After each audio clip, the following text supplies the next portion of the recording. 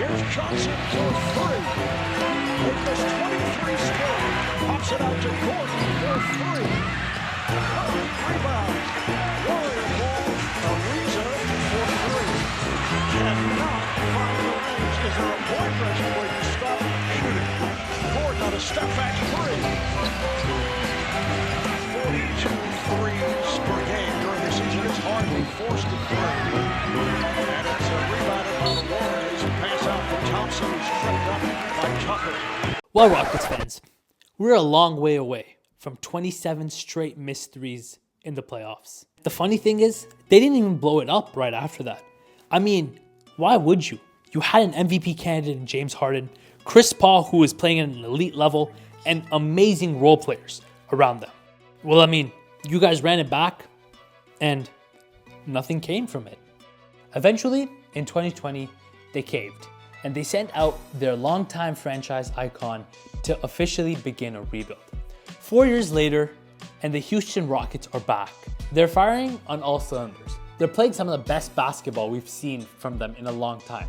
The question is, however, is this just a feel-good Cinderella run, or are we witnessing the dark horse for the NBA championship? Bang! Bang! 6 topics. This is a weird rebuild. Usually when a team trades their best player and officially enters a rebuild, they get a young player with lots of potential back. The Thunder got Shea, the Jazz got Laurie, the Nets got Mikal. Even the Raptors got Quickly and RJ for OG Anunoby. The Rockets' young player, Caris LeVert, a guy who didn't even play a game for them and was traded instantly.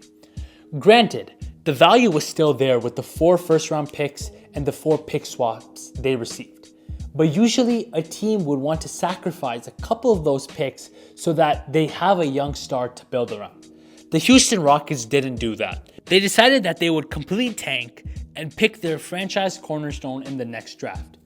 They had a great season of tanking, and they landed the 2nd pick of the draft where they picked Jalen Green. Green had massive hype for his shot creating ability and ball handling skills, but his rookie year was a little underwhelming considering the expectations.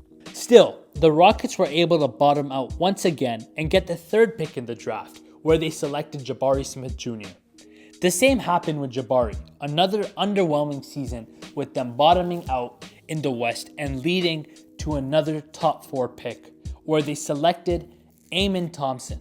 This was the offseason that switched things around for the Rockets, because while Amen was similar to Jalen and Jabari with an underwhelming rookie year, that offseason, the Rockets had cap space. In fact, they were forced to use that cap space in a weak free agency class where the top free agents were Fred VanVleet, coming off a disappointing season with Toronto, and Dillon Brooks, coming off a season where the entire league hated him and his team quite literally said they don't want to bring him back under any circumstances.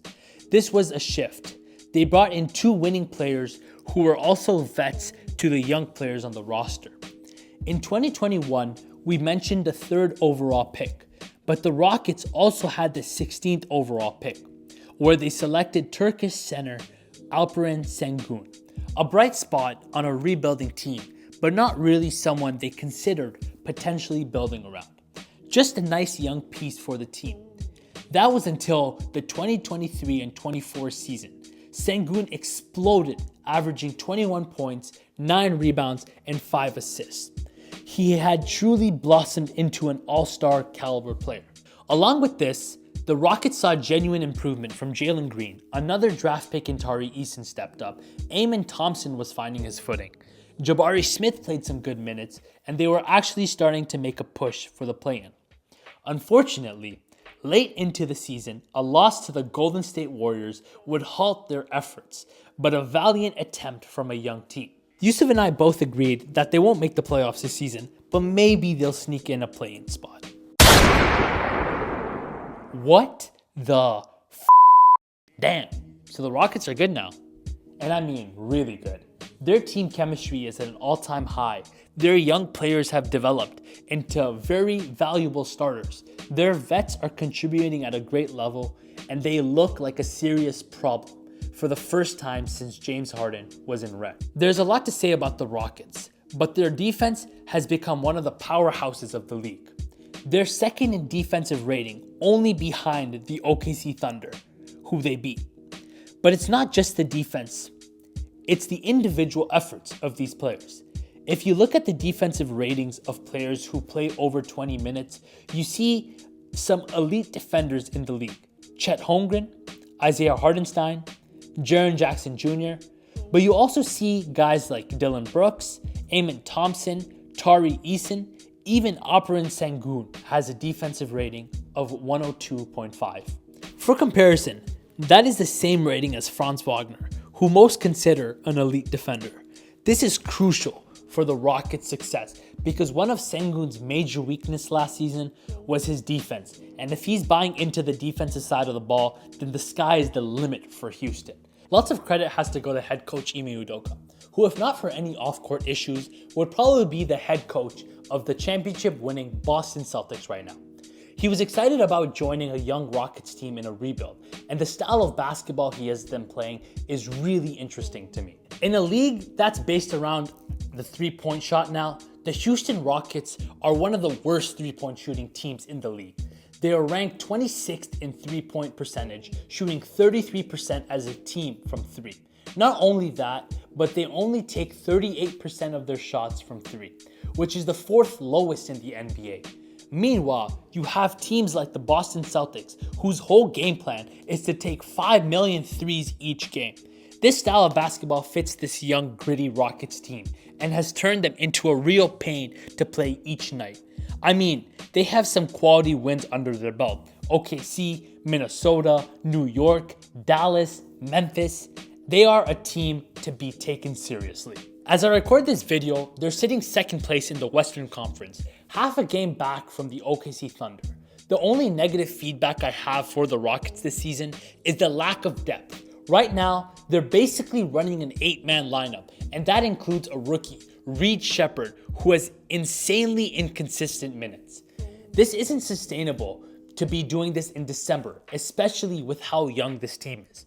The solution would be to either trade for some more depth, sign a free agent that's still available, or even call up Cam Whitmore, who was another top 5 projected pick that they got at 20.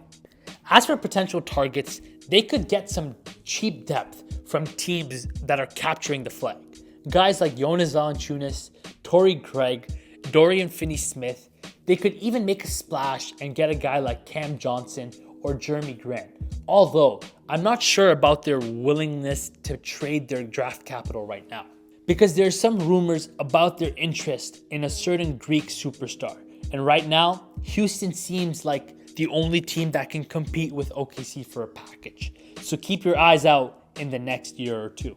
With that being said, guys, thank you so much for watching this video. I hope you guys enjoyed. Make sure to subscribe as we're trying to get to 200 subs before the end of the year. Check out socials, and we'll see you guys in the next video. Peace out.